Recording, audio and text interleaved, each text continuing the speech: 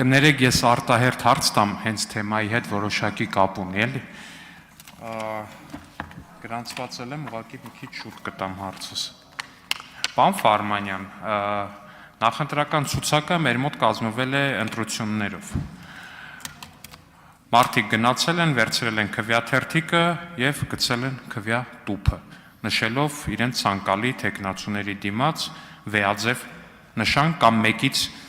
միջև որթիվը նշան, բայց դա էական չի։ Ասում եք Մաքսայինի աշխատանքը մեր ցուցակից ինչ-որ մեկը կբնութագրի, դա էլ էական չի։ Նայում եմ, ուսումնասիրում էի ձեր կենսագրությունը եւ տեսա Մեկ Հայաստան կուսակցության անդամակցության մասին, մտա կուսակցության էջը, YouTube-յան, մի հետաքրքիր հարցազրույց կա, որը տվել եք 2020 թվականի հունիսի 19-ին Ռոբերտ Քոչարյանի հետ փոխկապակցված Երևան Today ալիքին։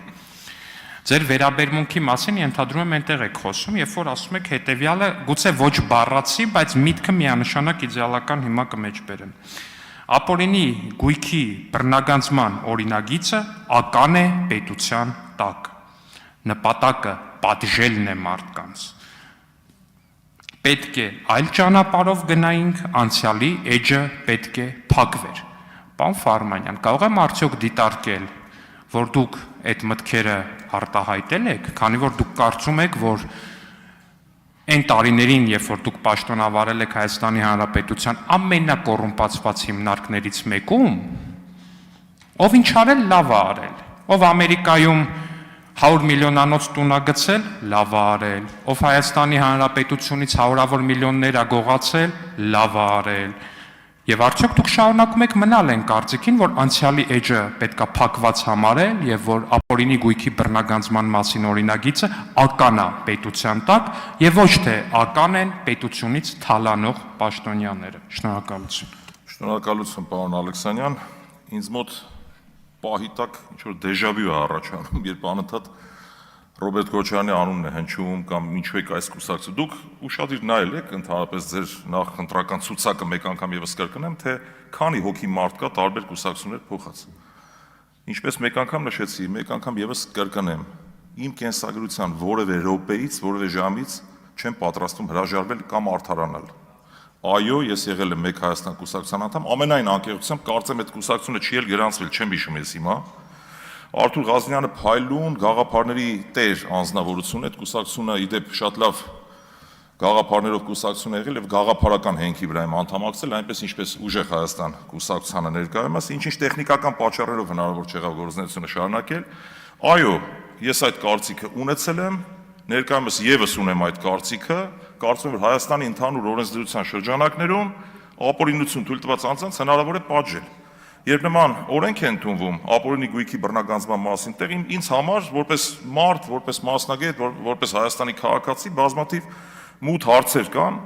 սուբյեկտիվ կողմեր կան, եւ ես իմ անձնական կարծիքն ունեմ։ Իմ անձնական կարծիքը չի փոխվում երբեք։ Այո, ապօրինի գույքի բռնագանձման մասին օրենքը մանավանդ 20 թիվ չէ, եթե չեմ սխալվում նշեցիք։ Այո, ես գտնում եմ, որ այդ ժամանակ դա եղել է պատժի գործիք եւ հիմա էլ կան բազմաթիվ դեպքեր, չեմ կարող հստակ այս պայն մատնանշել, բայց ունեմ այդ կանխավարկածը, որ ապօրինի գույքի մասին օրենքը հենց միտում է ունեցել մարդկանց պատժելու, այնպես ինչպես սեփականության իրավունքի ոտնահարումը Հեցի դեպքում, Գագիկ Ծառուկյանի բիզնեսների դեպքում, եւ դու կարող եք օրինակ պատասխանել մի հարցի, ենթադրենք, այստեղ կարևոր չի ով է սեփականատերը, որ օրինակ Երևանի քաղաքապետարանի կողմից Multi Wellness ընկերությունը, երբ բռնագրավվում է, այսպես ասեմ, ներսի գույքը ինչ կապ ունի դրա հետ, որ այդ ներսի գույքը ապօրինաբար վերցնում է։ Սրան կարող եք դուք գնահատական տալ։ Այս նույն համատեքստում եմ ես ձեր հարցին պատասխանում։ Եվ այո, չեմ հրաժարվում իմ բոլոր մտքերից։ Ապօրինի գույքը, տվյալ օրենքը, այո, այդ տեսակետի հեղինակը ես եմ եւ գնահատում եմ, որ դա սխալ է։ Անչափ շնորհակալ եմ ազնվության եւ անկեղծության համար, ես կարծում եմ մեր քաղաքացիները կգնահատեն ձեր այս մտքերը եւ մեր քաղաքացիների համար եւս մեկ անգամ արձանագրում եմ, որ Ուժեղ Հայաստան խմբակցության կողմից առաջադրված տեխնացուն փաստացի գտնում է, որ ապօրինի գույքի բռնագանձման մասին օրինագիծը ական է մեր պետության տակ եւ անցյալի էջը պետք է փակել։ Այսինքն, եթե դա թարգմանենք, կստացվի հետևյալը, որ օրինակ Ռոբերտ Քոչյանի ընտանիքից երբ պահանջվում է $200 միլիոն ապօրինի գույք, այդ էջը պետքա փակել եւ չպահանջել։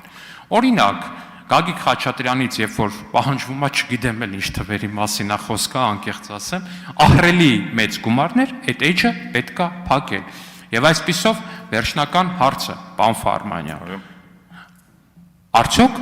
դուք այստեղ եք